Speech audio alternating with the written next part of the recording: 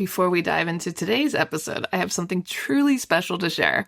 Next September, I'll be leading an intimate women's retreat through the south of France and northern Italy, and you're invited. Picture this: mornings exploring the colorful markets of the French Riviera, afternoons sipping wine, and a hotel view with golden Mediterranean sunsets. Whether you love photography, food, or just want to reconnect with your playful creative self, this trip is designed for you. Spots are limited, so if all this sounds like your kind of adventure, please visit tourwithabsolutely.com and look for the tour France and Italy with Crystal. You can also send me a message or check out the show notes.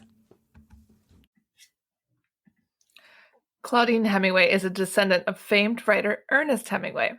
We bumped into each other at a party and decided to team up and dive deep into French history, but with a twist, by bringing a spotlight to those lesser-known creatives in France. This is History with a Hemingway. Welcome back to Paris History. Avec Hemingway. I'm back with Claudine, and we're continuing our story about the Mona Lisa this week.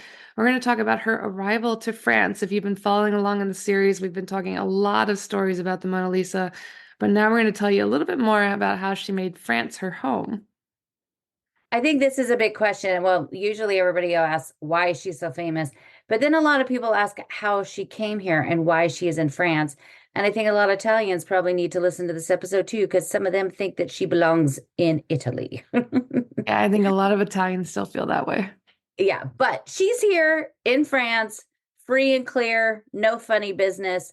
Not like when Vincenzo, when we first talked about her and how she was stolen, Vincenzo thought that it was because Napoleon had stolen her. But this is a story behind it. So on December 9th in the year 1515, Francois Premier arrived in Bologna to meet with Leo X after his recapture of Milan.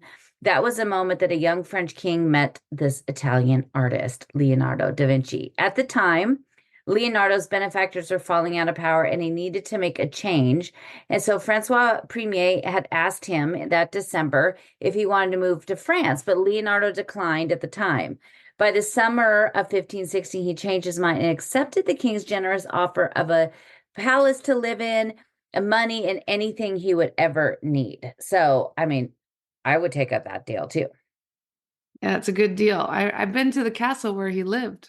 Yeah, I know. I still need to go down there because he's buried there. Yeah, he's got a really nice little cathedral built for him, like a little church. Yeah, it's pretty cool.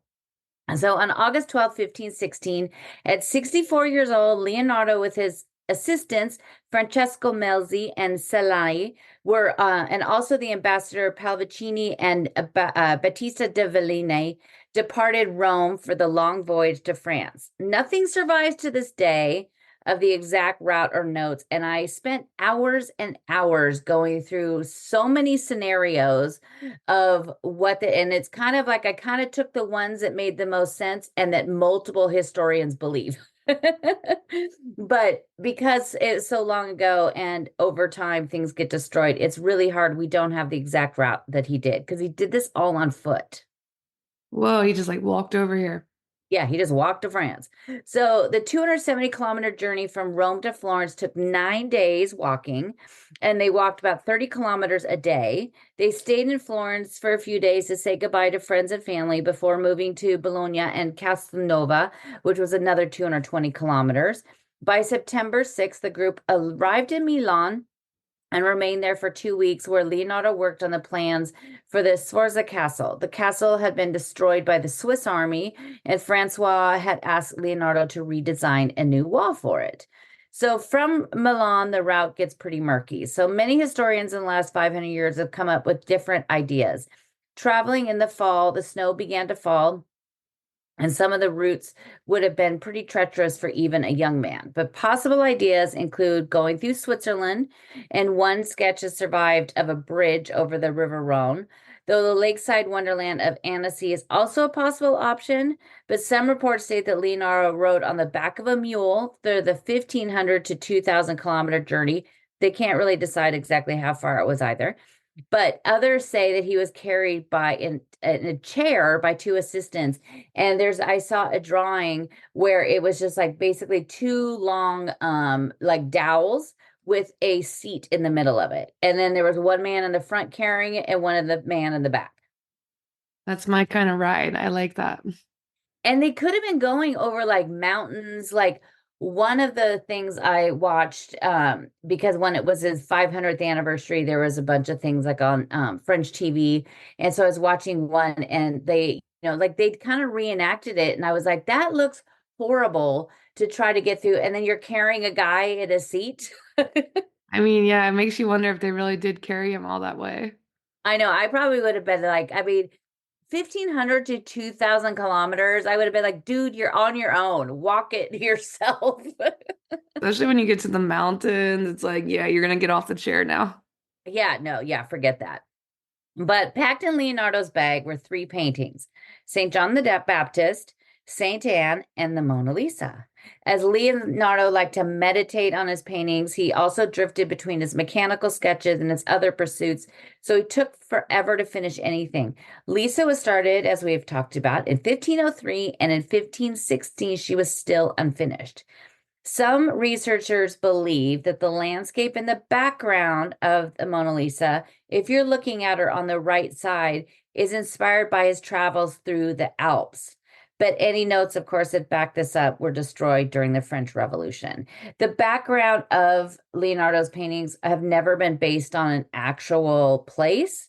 He just loved to fill it in with like the Tuscan, mountains and hills and everything. And so there's, I've seen reports of somebody saying, oh, we figured it out behind the Mona Lisa because there's that river and this is where it was. But he basically made them all up.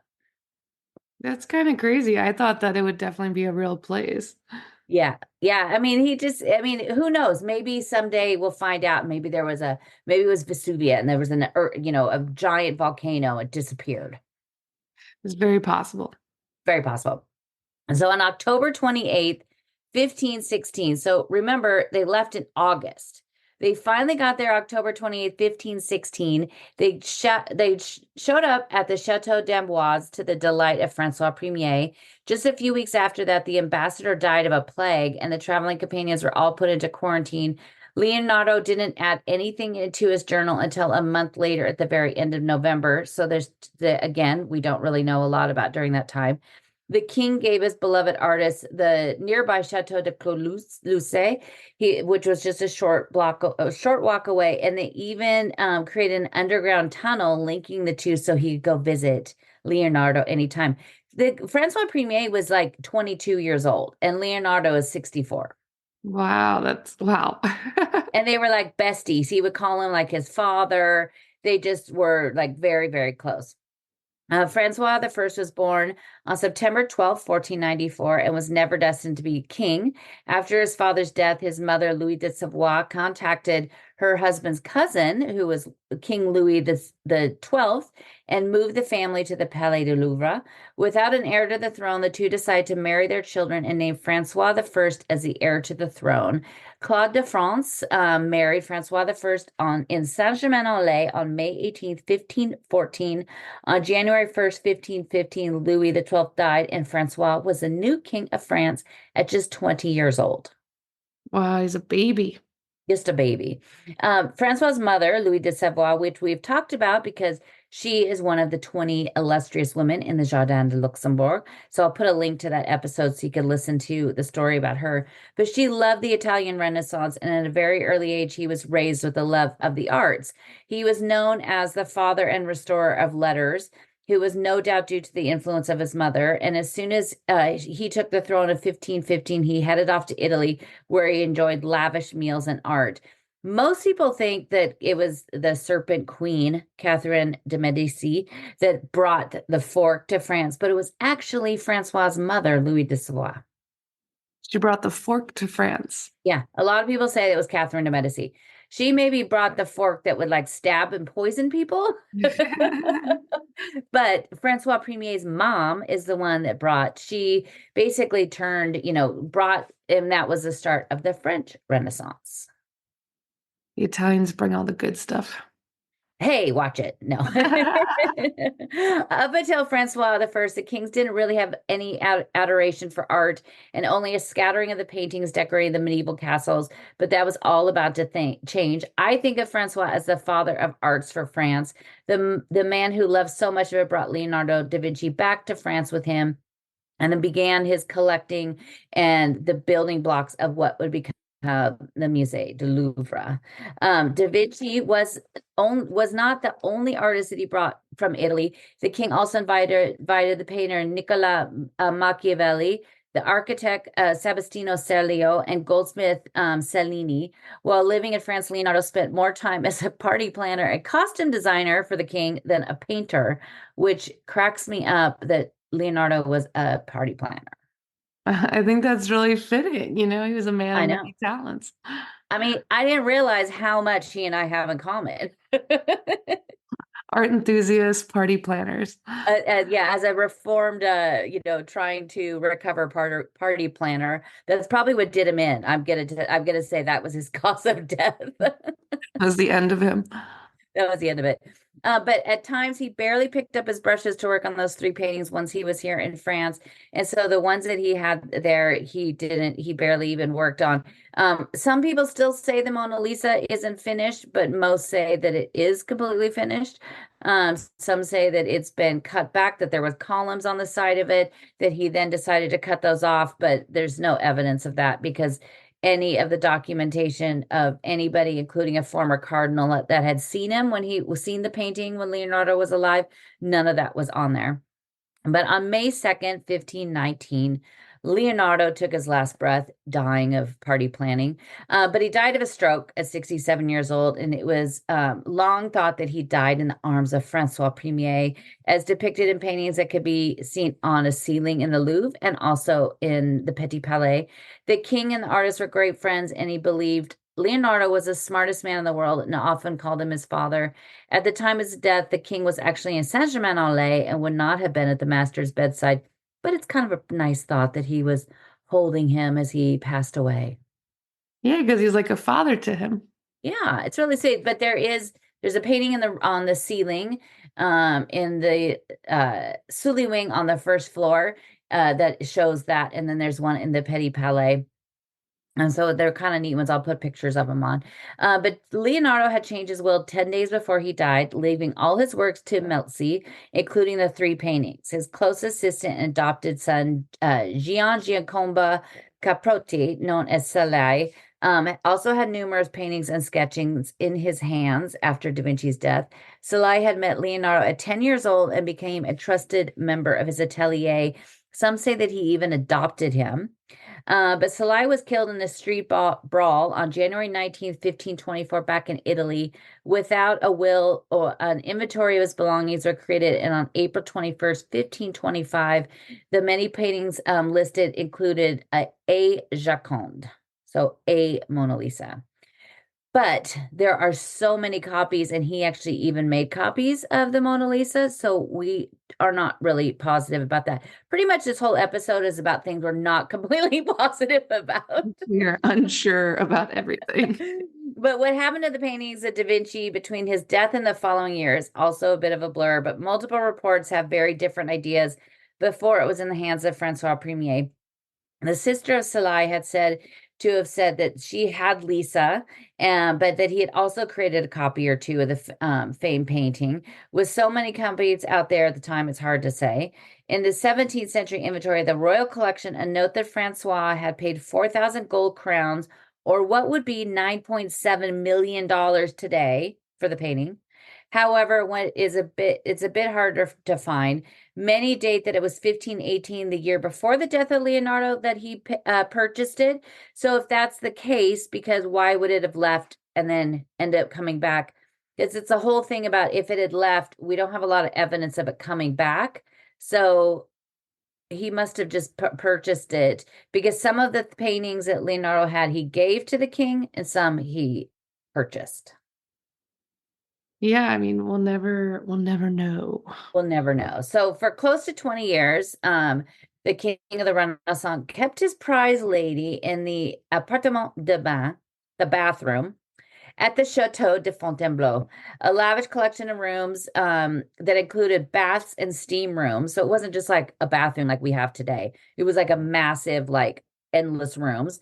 The last place you wanted to keep a painting. It was later moved to the cabinet of Tableau, renamed the Pavillon de Peinture, but damage had already been done. A 16th century painting on a wood panel with oil paints is not a very good match for a cold chateau with horrible heating and ventilations. Many of the paintings from the original royal collection were destroyed due to neglect and not knowing the proper way to handle them at this time, which is really sad because we don't even have a full inventory of some of the things that Francois Premier had, but the amount of things that he would have collected at that time would have be just amazing to see today. But they just didn't, back then they didn't really know what they were doing or how to take care of these things. And so, there's one painting in the Louvre that's this amazing painting. It's in the middle of the Grand Gallery. It's in the middle of the floor. It's a double-sided painting of David and Goliath and is painted on slate, a giant piece of slate. And that was one that Francois Premier had. And it was near a window at Fontainebleau, and nobody was there. And this huge storm comes through and it broke through the window. And this painting and the stand it was on was being hit with rain and wind and everything and fell over. And when you go to the Louvre and see this, you can see where it cracked and where they repaired it. But because it was hit with water for so endless hours, it really took a beating. So they had to replace a lot of stuff on the painting itself and the huge corner that was cracked because it's slate. So it just snapped. But I can't even imagine some of the things we would have today if we could see them. Yeah, it's crazy. Anything survived with all the revolutions and wars and yeah, like the way they took care of things. It's really crazy we have anything today. It is pretty surprising. In the early 1600s, two artists named Jean d'Oy and his son Claude was in charge of the royal collection and decided to cover the painting with a thick layer of varnish. In 1650, the majority of the collection of Francois Premier moved to the Palais de Louvre. However, a 1695 inventory of the Petit Gallery at Versailles mentions that at some point she had moved. So when they put this, and we'll talk another time because I just was completely nerding out in the Louvre Library this week about all of the scientific evidence of the painting, which is actually really fascinating. But when they decided to put this layer of varnish on, remember she was in the bathroom for 20 years. And so, and it's wood. And so wood expands and contracts and dries. And what they did is they just decided, let's just throw this varnish on there, but they didn't do any cleaning. So if you put your hand out and you're looking in between your fingers and there's like, you see light through your fingers, basically that's what the wood did. And they're like got dirt and other things in between those little pieces in the paint. And then they just covered it with varnish. But because they didn't clean it before they did that, one of the things is if they restored it and they took that varnish off, it could just that alone could ruin the whole painting. Yeah, I mean that sounds really bad. Yeah, it wasn't a good thing. And back then, things, I'm sure there's things that artists are doing now that in 100 years we're going to learn, yeah, that probably wasn't the best thing to do. I mean, we used to paint the houses with lead and then we realized that that's a really bad idea. So they didn't think they were doing something that was going to destroy it later or cause a problem, but it wasn't the smartest thing to do. But 11 years later, in 1706, she was back in Paris at the Cabinet de Tableau in the Palais de Tuileries until her return to Versailles in 1709. For close to 80 years, she stayed tucked away from the visiting eyes until Louis XIV moved her to Versailles and into his bedroom. After the death of Louis XIV in 1715, she was moved to a small room where she would stay for close to 100 years and through the Revolution, which is probably what completely saved her from being destroyed. Again, she was still a Da Vinci, but she still wasn't a big deal like she is now. Louis XVI had the idea to give her to the people. So item number 1601 of the Royal Collection was briefly seen in the halls of the Musée Central des Arts, which is now what we call the Louvre, in 1798 until another ruler had his own ideas. So once again, Napoleon, when he took power, he began his love affair with this mysterious Florentine woman. And on April 2nd, 1810, which the anniversary is tomorrow, Napoleon walked from the Palais des Tuileries through the Grand Gallery to the Salon Carré to marry his second wife, Marie Louise d'Autriche, and walked right past the Mona Lisa, who was hanging on the wall. Later that day, he instructed someone to remove her and bring her to his room. There were two ladies at night in the Emperor's bedchamber, and she remained with him until his exile in 1815, when she finally moved to the Louvre, and that's where she's been, except for a few times she's left, as we know. A couple times she's made a little trip here and there. She's taken, a girl needs her vacation. She just needs her time away. But recently it was just and it's funny, I didn't see this on the French news. I actually saw it because I get these updates about the Louvre, and it was in a American news source that somebody recently sent an email to the Louvre, like on March 17th, and said that they were going to put a bomb and blow up the Mona Lisa and other pieces of art, specifically the art, not like we're going to blow up the Louvre. That's interesting. Yes. So I guess that when they finally saw the email, they looked into it and didn't find anything. But, Some I crazy. mean, the wall she's in, as we've talked about, it's cement. She's behind multiple layers of bulletproof glass. But I don't know, a bomb might do it. I mean, yeah, people are crazy. They must get a lot of weird emails at the Louvre. I'm sure they do. And then if you saw that movie, oh my gosh, what is it called? The one that had the last James Bond in it? Glass Glass something? onion. Yes, Glass Onion.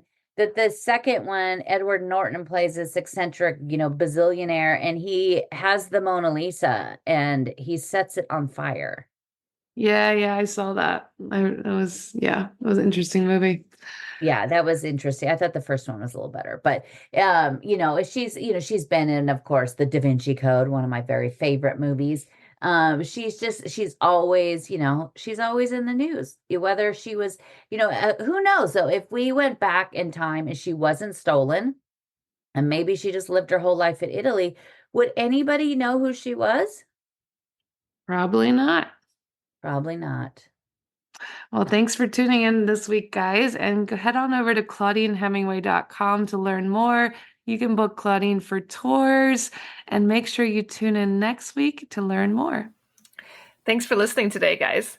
If you're interested in learning more about Claudine, her tours, history, and the beautiful photographs that she posts all over Instagram, tune into her website, ClaudineHemingway.com.